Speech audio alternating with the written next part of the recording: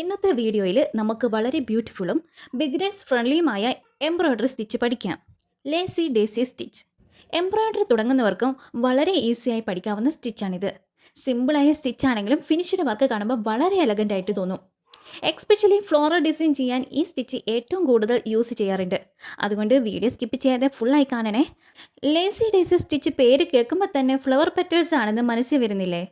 Actually ഈ stitch ഉപയോഗിച്ച് ചെറിയ ഡേസി ഫ്ലവേഴ്സ് പോലുള്ള ഡിസൈൻസ് ഒക്കെ വളരെ ഈസി ആയിട്ട് ക്രിയേറ്റ് ചെയ്യാം. ഇത് ചെയിൻ സ്റ്റിച്ചിൻ്റെ ഒരു വേരിയേഷൻ ആണ്. നോർമൽ ചെയിൻ സ്റ്റിച്ച് കണ്ടിന്യൂസ് ആയി പോകും, പക്ഷേ ലേസി ഡേസി സ്റ്റിച്ച് ഓരോ ചെയിനും സെപ്പറേറ്റ് പെറ്റൽസ് പോലെ കാണും. അതുകൊണ്ട് തന്നെ ഫ്ലവേഴ്സ്, ലീവ്സ്, ചെറിയ മോട്ടിഫ്, ബോർഡർ ഡിസൈൻ എല്ലാത്തിലും ഈ സ്റ്റിച്ച് വളരെ പോപ്പുലറാണ്. ഇനി നമുക്ക് ഈ സ്റ്റിച്ച് എങ്ങനെ ചെയ്യാമെന്ന് നോക്കാം. എംബ്രോയ്ഡറി തുടങ്ങുന്നതിന് മുമ്പ് ഒരു ഇമ്പോർട്ടൻ്റ് കാര്യം പറയാം. ത്രെഡ് വളരെ നീളത്തിലെടുത്ത് സ്റ്റിച്ച് ചെയ്യുമ്പോൾ നോട്ട് വരാൻ ചാൻസ് ഉണ്ട്. അതുകൊണ്ട് മീഡിയം ലെങ്ത് ത്രെഡ് യൂസ് ചെയ്യുന്നതായിരിക്കും ബെറ്റർ. കൂടാതെ ഹൂപ്പ് ഫാബ്രിക് ലൂസ് ആക്കരുത്, ഫാബ്രിക് ടൈറ്റ് ആയിട്ടിരിക്കണം. അപ്പോഴാണ് സ്റ്റിച്ചസ് ക്ലീൻ ആയിട്ട് വരിക. ഇനി നമുക്ക് എങ്ങനെ ചെയ്യാമെന്ന് നോക്കാം. ആദ്യം ഞാനൊരു സർക്കിൾ ഡ്രോ ചെയ്ത് കൊടുത്തിട്ടുണ്ട്. അതിൻ്റെ സെൻറ്റർ പോയിൻറ്റിൽ ഒരു ചെറിയൊരു കുത്തും കൊടുത്തിട്ടുണ്ട്. ആദ്യം ആ ഫ്ലവറിൻ്റെ സെൻറ്റർ പോയിൻറ്റിൽ നീഡിൽ താഴെ നിന്ന് മുകളിലേക്ക് കൊണ്ടുവരാം. നീഡിൽ വലിക്കുമ്പോൾ ത്രെഡ് മുഴുവനായിട്ട് പുറത്തേക്ക് വരണം. ഇനി നീഡിൽ വീണ്ടും ഓൾമോസ്റ്റ് സെയിം ഹോളിൽ തന്നെ ഇൻസേർട്ട് ചെയ്യാം, പക്ഷേ മുഴുവനായിട്ട് ത്രെഡ് വലിച്ചു കൊടുക്കരുത്. ഇവിടെയാണ് ബിഗിനേഴ്സ് കൂടുതലായി മിസ്റ്റേക്ക് ചെയ്യുന്നത്. നീഡിലും മുഴുവനായിട്ട് വലിച്ചെടുത്ത ലൂപ്പ് ഫോം ആകില്ല. ഇനി നമുക്ക് പെറ്റലിന് എത്ര ലെങ്ത് വേണോ ആ പോയിന്റിൽ ആ നീഡിൽ പുറത്തേക്ക് കൊണ്ടുവരാം. ഇപ്പം ഞാൻ സർക്കിൾ വരച്ചിട്ടില്ല. സർക്കിളിൻ്റെ ഏതെങ്കിലും ഒരു അറ്റത്ത് നിന്ന് നമുക്ക് നീഡിൽ പുറത്തേക്ക് കൊണ്ടുവരാം. ഇനി നമുക്ക് നമ്മുടെ ആവശ്യത്തിനനുസരിച്ച് ചെറിയ ഫ്ലവറാണ് ആവശ്യമെങ്കിൽ ചെറിയ സർക്കിൾ വരയ്ക്കുക. വലുതാണെങ്കിൽ വലിയ സർക്കിൾ വരച്ചിട്ട് ആ സർക്കിളിലെ ഏതെങ്കിലും ഒരു പോയിന്റിലൂടെ നമുക്ക് സൂചി പുറത്തേക്ക് കൊണ്ടുവരിക. ഇവിടെ നമ്മൾ നീഡിൽ പുറത്തേക്ക് കൊണ്ടുവരുമ്പോൾ ത്രെഡ്, ആ ലൂപ്പ് ചെയ്തിരിക്കുന്ന ത്രെഡ് സൂചിയുടെ പിറകിലേക്ക് വെക്കുക. അതിനുശേഷം പതുക്കെ ത്രെഡ് വലിച്ചു കൊടുക്കുക. അപ്പോൾ നമുക്ക് അവിടെ ചെറിയൊരു ലൂപ്പ് കിട്ടും. ഇനി ഈ ലൂപ്പ് ലൂസ് ആകാതിരിക്കാൻ പെറ്റലിൻ്റെ ടിപ്പിൽ ഒരു ചെറിയൊരു സ്ട്രേ സ്റ്റിച്ച് കൊടുക്കുക. ഈ ഒരു ചെറിയൊരു സ്ട്രേ സ്റ്റിച്ചാണ് പെറ്റൽ സ്റ്റിക്കർ ചെയ്യുന്നത്. അങ്ങനെ നമുക്ക് പെർഫെക്റ്റ് ആയിട്ട് ഒരു ലേസി ഡേസി സ്റ്റിച്ചിൻ്റെ പെറ്റൽ കിട്ടിയിട്ടുണ്ട്. ഇനി ഇതുപോലെ തന്നെ സെയിം സ്റ്റെപ്സ് റിപ്പീറ്റ് ചെയ്ത് നമുക്ക് ആ സർക്കിൾ മുഴുവൻ കംപ്ലീറ്റ് ചെയ്തെടുക്കാം. നമ്മുടെ ഇഷ്ടത്തിനനുസരിച്ച് എത്ര പെറ്റൽസ് വേണോ അത്രയും പെറ്റൽസ് ചെയ്യാം.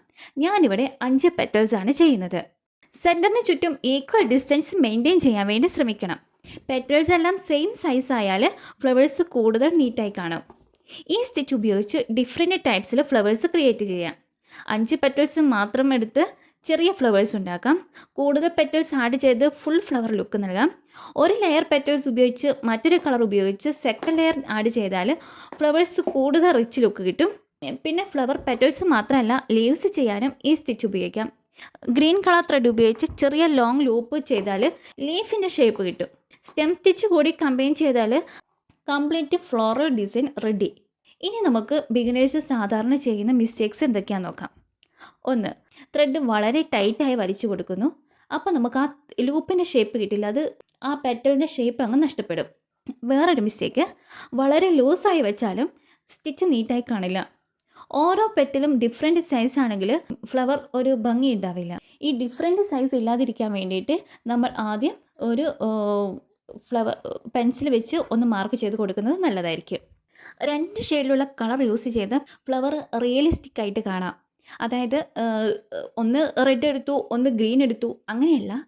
അതായത് 2 ഷെയ്ഡിലുള്ള റെഡ് കളർ എടുക്കുക, അല്ലെങ്കിൽ 2 ഷെയ്ഡിലുള്ള പിങ്ക് കളർ എടുക്കുക. അതുപോലെ 2 ഷെയ്ഡിലുള്ളത് എടുത്തിട്ട് വേണം നമ്മൾ ഡിസൈൻ ചെയ്യാൻ. അപ്പോൾ നമുക്ക് ആ ഒരു ഡിസൈൻ റിയലിസ്റ്റിക് ആയിട്ട് കാണും.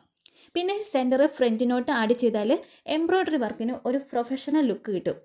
മെറ്റാലിക് ത്രെഡ് യൂസ് ചെയ്താണ് നമ്മൾ ലേസി ഡേസി സ്റ്റിച്ച് ചെയ്യുന്നതെങ്കിൽ ഫെസ്റ്റീവ് ഡിസൈനൊക്കെ ബ്യൂട്ടിഫുൾ ഷൈനിങ് കിട്ടും.